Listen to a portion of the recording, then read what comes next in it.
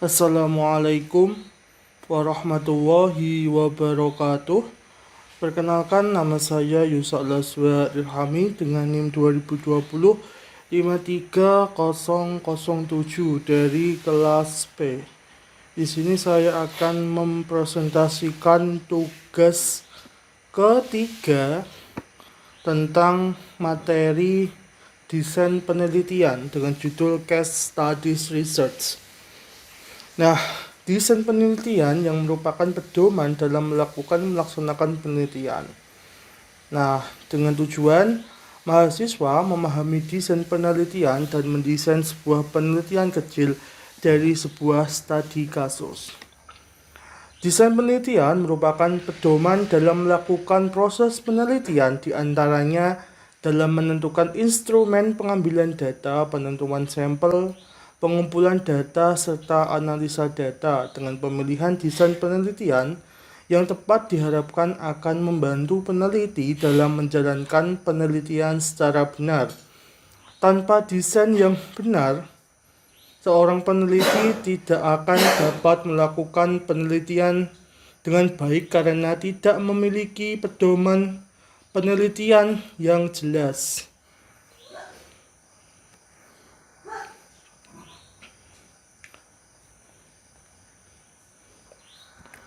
Selanjutnya, latar belakang. Yang pertama, studi kasus merupakan penelitian yang memusatkan perhatian pada suatu kasus tertentu dengan menggunakan individu atau kelompok sebagai bahan studinya. Yang kedua, biasanya difokuskan untuk menggali dan mengumpulkan data yang lebih dalam terhadap objek yang diteliti untuk dapat menjawab permasalahan yang sedang terjadi. Yang ketiga, dapat dikatakan bahwa penelitian studi kasus bersifat deskriptif dan eksploratif. Yang keempat, terdapat investigasi empiris tentang suatu fenomena yang ingin diteliti oleh seorang peneliti. Nah, di sini ada 4 poin penting, yaitu yang pertama, apa yang dimaksud dengan fenomena dan sejak kapan sesuatu itu disebut dengan sebagai fenomena. Misalnya apa fenomena atau kejadian dan peristiwa yang ada pada bidang IT. Dan yang kedua, bagaimana dan kenapa orang yang menggunakan IT yang ada yang gagal dan juga ada yang sukses. Kemudian yang ketiga, fenomena bisa digali dengan melakukan penelitian studi kasus. Dan yang terakhir, ada studi kasus yang diambil bisa berasal dari suatu organisasi, komunitas tertentu, ataupun dengan cakupan yang lebih luas lagi. Nah, selanjutnya poin kelima, yaitu perbedaannya dengan penelitian survei. Pada penelitian survei, jumlah sampelnya cukup luas. Sedangkan pada case study, jumlah sampel yang diambil sangat sedikit atau hanya beberapa orang. Nah, persamaannya yaitu dengan penelitian survei adalah keduanya sama-sama menggali sebuah fenomena.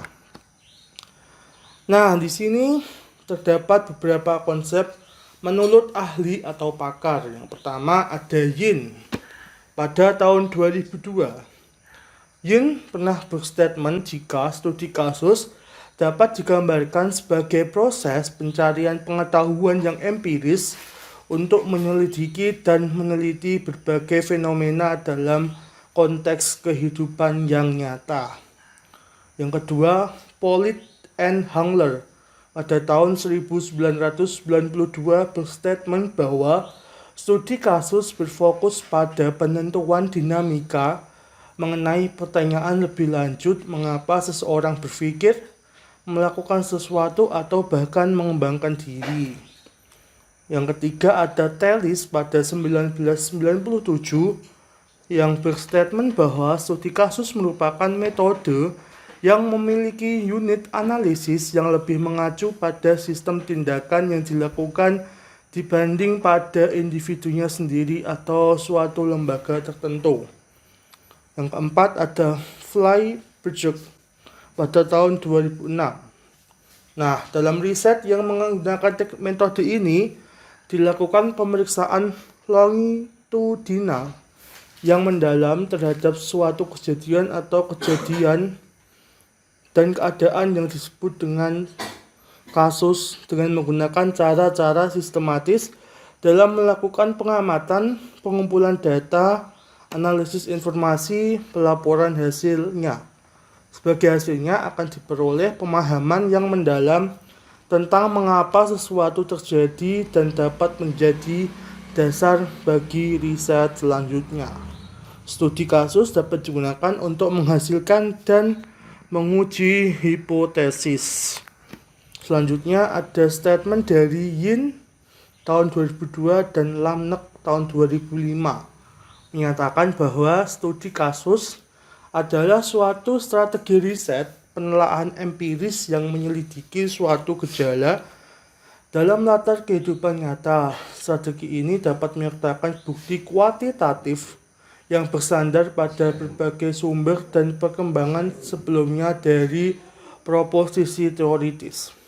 Studi kasus dapat menggunakan bukti baik yang bersifat kuantitatif maupun kualitatif. Penelitian dengan subjek tunggal memberikan kerangka kerja statistik untuk membuat inferensi dari data studi kasus kuantitatif. Nah, selanjutnya tentunya dalam sebuah penelitian terdapat tujuan. Yang pertama ada tujuan studi kasus secara umum bisa dirinci sebagai berikut. Yang pertama, peneliti menggunakan metode untuk memahami atau menyesuaikan permasalahan yang diteliti. Kedua, efektif untuk menunjukkan hubungan responden dengan peneliti, memungkinkan para pembaca untuk menemukan hasil yang berkaitan dengan konsistensi gaya, faktual, dan internal, yaitu berupa kepercayaan pada hasil penelitian tersebut. Selanjutnya ada tujuan studi kasus secara spesifik. Bisa dijabarkan sebagai berikut. Yang pertama ada bidang psikologi, yaitu dapat mengungkap atau mendapatkan informasi pada suatu perilaku, sikap, respon, pemikiran kognitif, dan sebagainya. Yang kedua, ada bidang sosiologi dapat mengkaji secara mendalam mengenai interaksi antar komunitas, organisasi, masyarakat, dan sebagainya. Yang ketiga ada pada bidang eksperimen dapat menemukan suatu teori atau menghasilkan teori yang baru. Selanjutnya, dalam penelitian studi kasus tentunya terdapat jenis-jenis di dalamnya. Yang pertama ada studi kasus explanatory, yaitu studi kasus yang cocok digunakan untuk penelitian dengan jenis studi kasus kasual. Yang kedua, penelitian studi kasus explanatory bertujuan untuk memaparkan atau menjelaskan suatu hubungan antara dua variabel atau lebih. Yang ketiga, tujuan explanatory yaitu untuk menunjukkan data dan deskripsi mengenai investigasi kasual. Contohnya adalah studi mengenai politik, ekonomi, dan sebagainya. Yang kedua ada studi kasus exploratory, yaitu merupakan studi kasus yang dilakukan sebelum adanya pertanyaan penelitian dan hipotesis yang dibuat oleh peneliti. Di dalam studi kasus ini bisa disebut dengan studi awalan atau pendahuluan pada penelitian. Maka dari itu, peneliti diharuskan untuk melakukan penelitian dengan runtut dan sistematis sesuai dengan rancangan penelitian. Contohnya adalah mengenai sensus penduduk. Selanjutnya ada studi kasus deskriptif, yaitu studi kasus yang mendeskripsikan suatu kasus dan mengharuskan peneliti untuk memulai penelitian dengan teori deskriptif, yaitu memaparkan dengan hasil penelitian. Contohnya ada mengenai sejarah, kebudayaan, dan sebagainya. Yang selanjutnya ada studi kasus observasi, yaitu studi kasus yang dilakukan oleh peneliti untuk mengkaji atau menganalisis subjek yang bersifat benda fisik atau suatu proses atau kegiatan yang sedang berlangsung, sehingga pada saat studi kasus observasi mengharuskan peneliti untuk turun ke lapangan untuk mendapatkan data-data tersebut. Kemudian selanjutnya ada studi kasus kemasyarakatan. Ini merupakan studi yang dilakukan oleh peneliti untuk mengkaji atau menganalisis suatu permasalahan sosial yang terjadi atau berkaitan dengan masyarakat secara umum. Seperti contoh, perilaku menyimpang, pemberdayaan masyarakat, organisasi masyarakat, kehidupan sosial, perubahan sosial masyarakat, dan sebagainya. Yang keenam ada studi kasus sejarah hidup. Merupakan suatu studi yang disebut dengan studi kasus biografi. Pada penelitian ini berfokus pada biografi seseorang yang berjasa atau memberikan kontribusi pada negara sebagai pahlawan dan sebagainya. Seperti contoh, studi kasus mengenai tokoh presiden, pahlawan, dan lain-lain. Selanjutnya ada studi kasus mikroetnografi, yaitu merupakan suatu studi yang dilakukan oleh peneliti untuk menganalisis atau mengkaji mengenai kebiasaan yang terjadi pada suatu kelompok kecil. Seperti contoh, pengkajian mengenai tindakan kelas, perkembangan suku, dan sebagainya. Yang kedelapan ada studi kasus analisis situasi.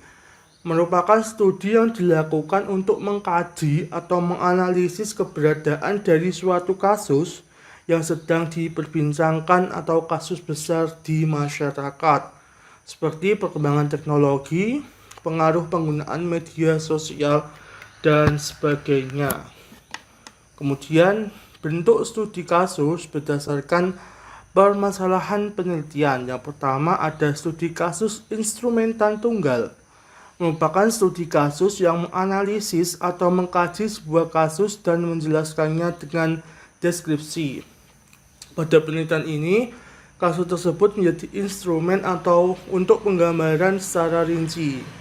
Yang kedua, studi kasus jamak merupakan studi kasus yang menganalisis atau mengkaji lebih dari satu atau banyak kasus pada sebuah penelitian. Penelitian ini juga mengkaji satu permasalahan, namun banyak isu yang digunakan sehingga penelitian ini dapat dikatakan penelitian yang kompleks. Yang ketiga, studi kasus mendalam merupakan studi kasus menganalisis atau mengkaji suatu kasus yang memiliki ciri khas atau keunikan.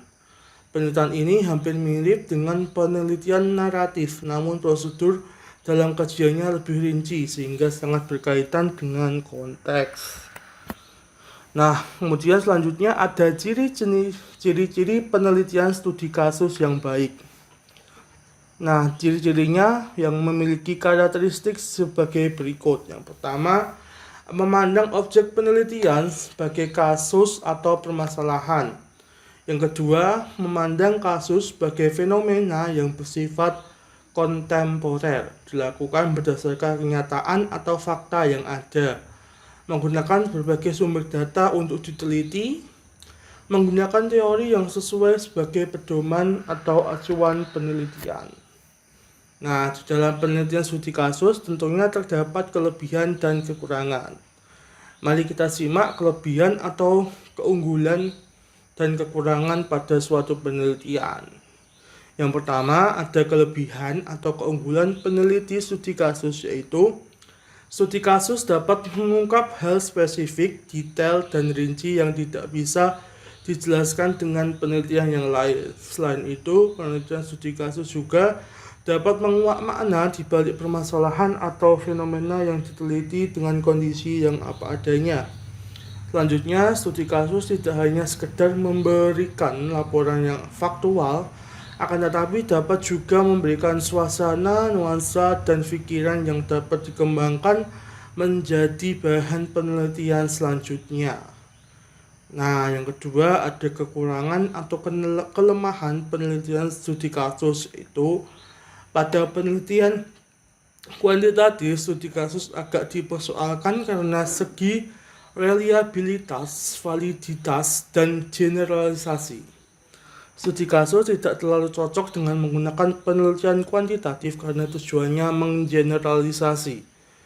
Yang ketiga, ada studi kasus yang bersifat observasional, mengharuskan peneliti untuk terjun langsung supaya mendapatkan data yang valid. Nah, kemudian langkah-langkah dalam penelitian studi kasus. Yang pertama, ada pemilihan kasus. Yang kedua, ada pengumpulan data. Dan yang ketiga, ada analisis data. Kemudian ada perbaikan, serta ada penulisan laporan. Nah, materi tersebut terdapat daftar pustaka. Yang pertama, dari Robert Calhoun, Case Study Research, Design and Methods, edisi ketiga, Applied Social Research Method Series Volume 5, Sets Publication, California 2022. Dan terdapat daftar pustaka lainnya. Demikian materi yang bisa saya sampaikan. Terima kasih. Semoga bermanfaat. Wassalamualaikum warahmatullahi wabarakatuh.